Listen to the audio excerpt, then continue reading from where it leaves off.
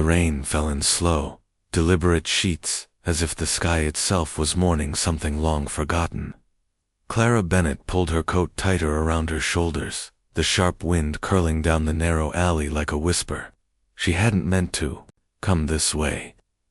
The antique shop hadn't been on the map or in her memory, but something about the flickering golden sign above the warped wooden door drew her in.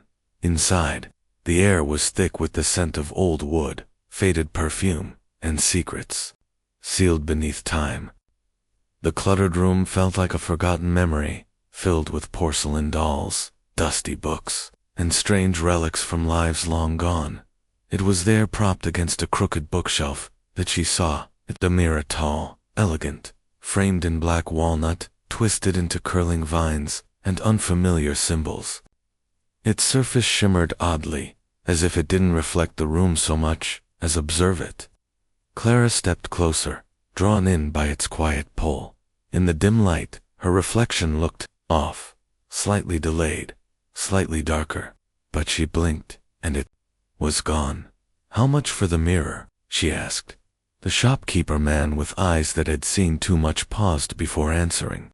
"It belonged to a woman who never left her room after she bought it," he said quietly. "Some say it shows more than your reflection. Some say it shows the truth." Clara smiled faintly, not out of comfort, but curiosity. "That's fine," she replied. "I'm done hiding from the truth." As she carried the mirror to her car, the wind howled again, louder this time, and inside the antique shop, the shopkeeper turned away from the window, whispering to no one. "She has no idea what she's brought home." The mirror found its place in Clara's hallway, just across from the staircase, a perfect fit, as if the house had been waiting for it. Its surface gleamed even in the absence of light, catching slivers of moonlight and stretching shadows where there should have been none. At first, everything seemed normal. Clara would glance at it in passing, catching her reflection like a stranger caught mid-thought. But then the changes began subtle, almost dismissible. A picture frame in the mirror appeared crooked, though it hung straight on the wall. A lamp blinked out in the reflection a second before it flickered in real life. Harmless oddities easily brushed aside, until she started seeing them, not clearly, not fully, just movements. A figure passing by in the reflection when no one else was home. A hand resting on the banister behind her, even though she was alone. At first, she turned sharply every time. Nothing. Silence. Her heart would race, and she'd laugh it off. The mind plays tricks, she told herself, but the mirror kept watching. One evening, after a long day, Clara stood before it, brushing her hair. Her reflection did the same until it didn't. For a breathless second, the reflection paused and smiled, a half smile, to knowing. Too real. She dropped the brush, heart hammering, eyes wide with disbelief. But when she looked again, it was her own face, mirrored perfectly. The next day, she tried covering the mirror with a white sheet. That night, she awoke to the sound of fabric sliding softly to the floor. In the darkness, the mirror gleamed.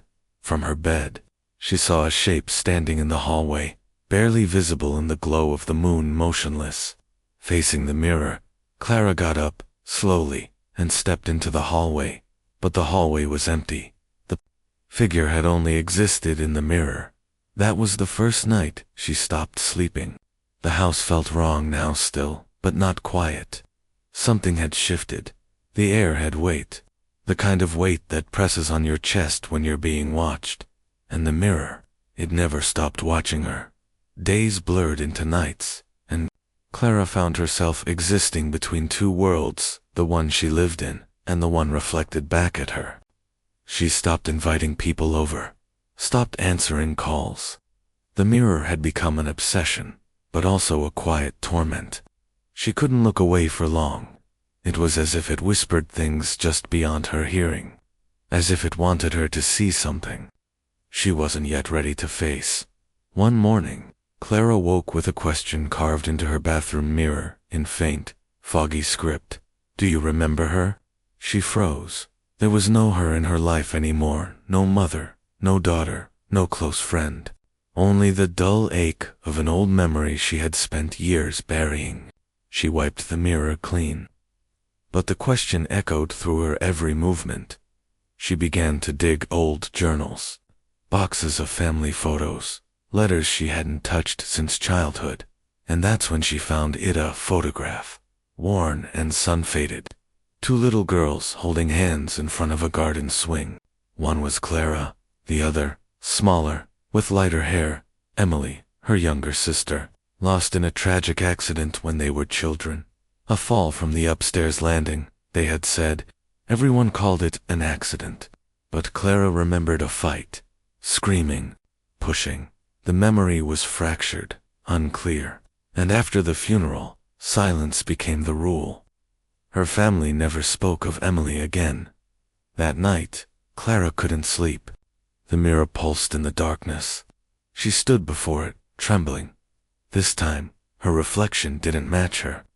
It showed her younger self, no older than 12, standing in the same hallway with wide, frightened eyes.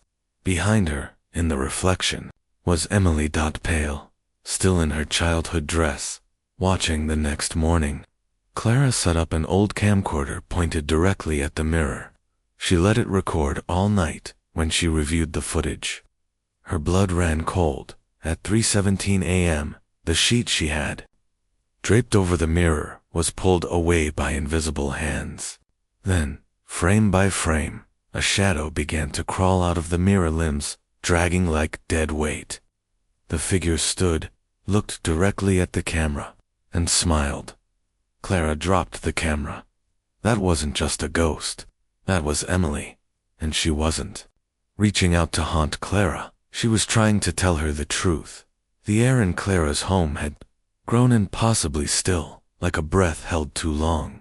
Light bulbs began to dim without warning.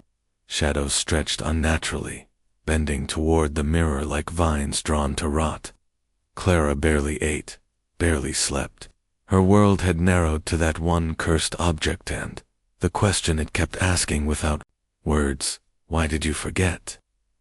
Desperate for answers, Clara contacted a woman named Madame Elira, reclusive expert in occult artifacts. When Elira arrived, she didn't touch the mirror. She only stared at it, her mouth tightening, eyes darkening, with something close to fear.